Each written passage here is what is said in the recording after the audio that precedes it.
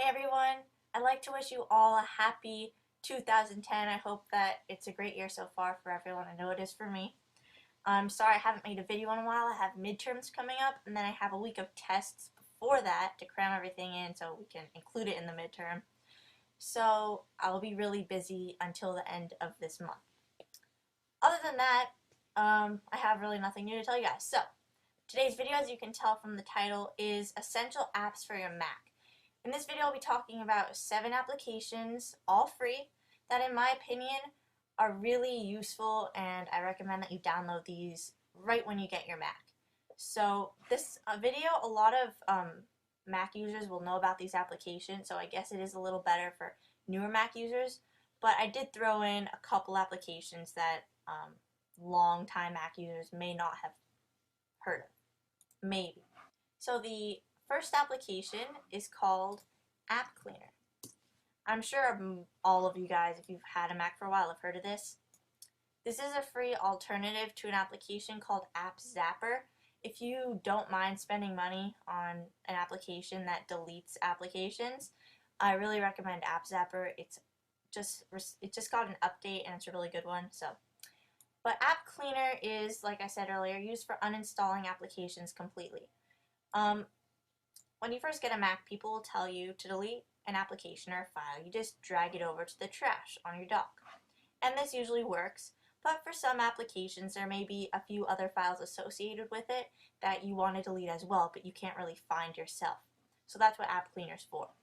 So you can either drop an application in this little box, or you can go to your applications folder through App Cleaner, and you can actually delete a bunch, any application. You can check a bunch off at once to delete a bunch, or just one. Now let's just say that I want to delete Lightroom. I don't, but let's just say. So I just check that, and I click search. 3 files were found. So as you can see, here are files associated with Lightroom.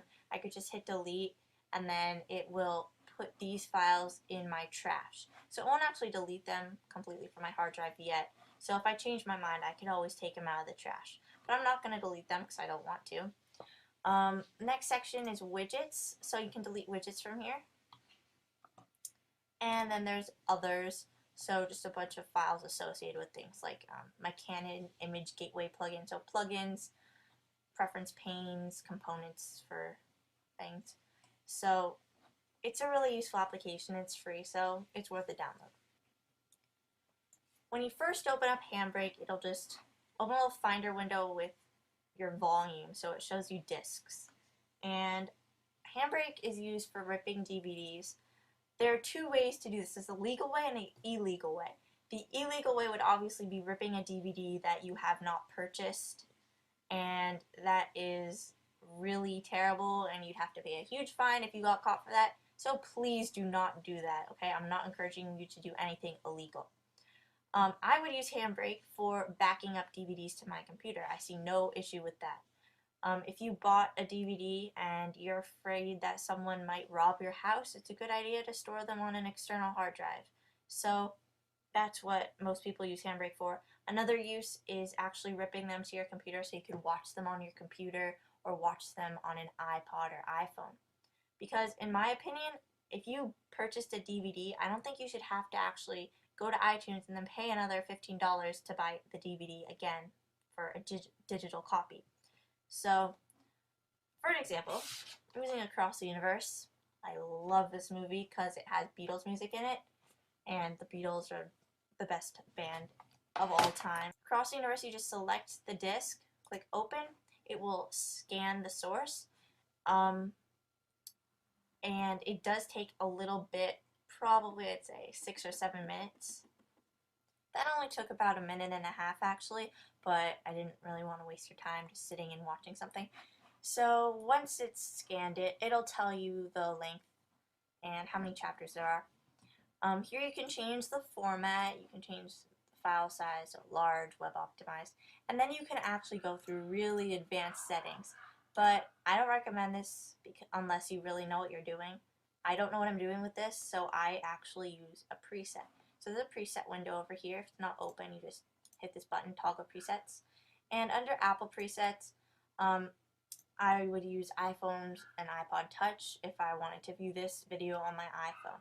Otherwise, I would just probably choose Universal, but iPhone, iPod Touch, or iPod, depending. So if I say iPhone, iPod Touch, I just click Start, and then it'll have a little bar at the bottom here, and that's pretty much it. Obviously, there's a bunch of things you can do. You can add things to your queue. You can go to picture settings and actually change like the width and the height and all that. But like I said, I recommend not messing with the settings unless you really know what you're doing. This next application is an RSS feed reader. It's called NetNewsWire. There's a bunch of these, a bunch of free ones, but NetNewsWire is my personal favorite. You have a subscribe button at the top to subscribe to new feeds. You can actually group feeds, so if you have technology news, world news, like gossip news, anything like that, you can put those in folders to organize everything. And then you can always refresh headlines for all feeds. So in your latest news, you have all your subscriptions. Let's say, for example, I want to look at a Cult of Mac article. Most articles, just about all articles actually, they're not going to have the full article, as you can see here. It'll just be a little preview. But this application actually has a built-in internet browser. Double click on the article, it'll open it up, the actual website in the built-in browser. And it's pretty fast. It loads all the images and everything, just like viewing the actual website. So let's say I just want to keep this open. I can go to, say, Mac Rumors. I could double click this article and read this.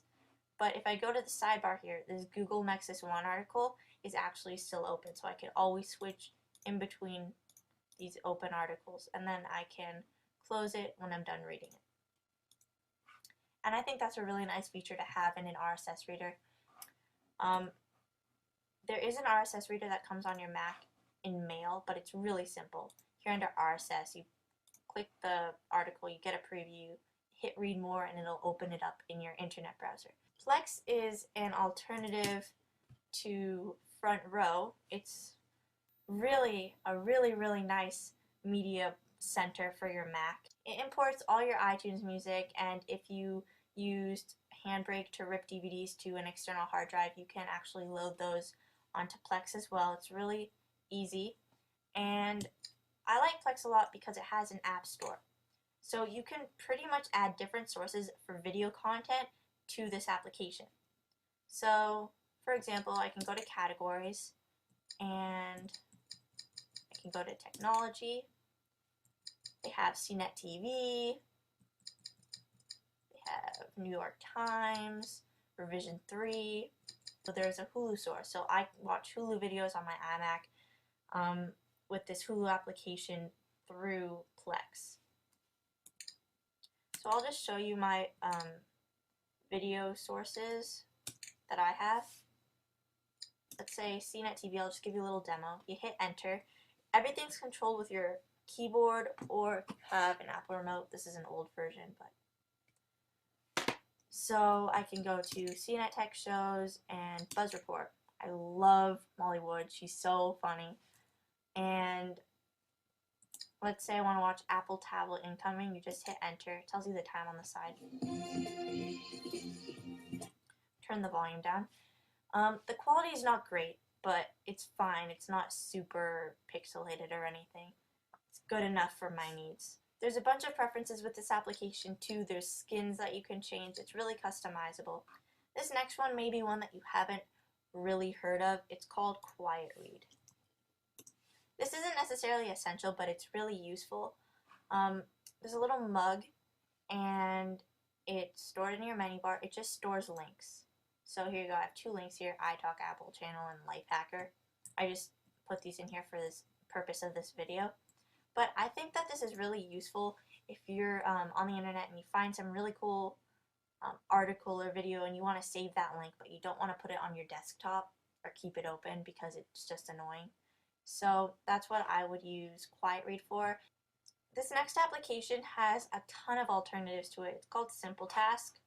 It's a to-do list application, but it's a really bare bones one. Clicking the plus button will let you add a new task. Let's call it Spanish. You can add a description, so study for midterm. And for school, I would recommend doing different label colors for different subjects. So let's say I want to make Spanish orange, and then I can mark it as important. Click add, and I have it so the newest item is on top. You can check it off if you've completed it. So let's say completed the Spanish, disappears, and it goes into the complete section. And you can also search if you have a bunch of tasks here, and you can sort it by pending, complete, or by the color label. So I just think that it's a really handy little application. I have it so it's stored all in the menu bar. If I click the checkbox, the window is hidden. If I right click it, I can get to the preferences, and there are a few. And like I said before, tons of alternatives to this. If you want a really intense to-do list application, I recommend Things, but it does cost money. Another good one is Evernote. It's a free application. So those are more complicated ones, but for me, Simple Task is plenty. The final application may be the most important. It's called VLC, a media player, and if you're new to Mac, this is good because you may have friends sending you video files that aren't like .mov QuickTime files. So QuickTime Player, which comes on your Mac, won't be able to play certain files. And VLC Media Player plays just about everything. A lot of people say they haven't found something that VLC can't play. So that's VLC. Can't really show you much. It's just a simple media player. And that's it for these essential applications. You should definitely go check these out. Since they're free, you can always download them, and if you don't like them, you can delete them with App Cleaner to make sure you get rid of them completely. So, thanks for watching this video. If you have any video suggestions, feel free to comment below. I might do a camera review soon. I have the Canon SD970, and it records in full HD. It's an amazing camera. I love it. And that's really all I got to say. So thanks for watching again, and happy 2010.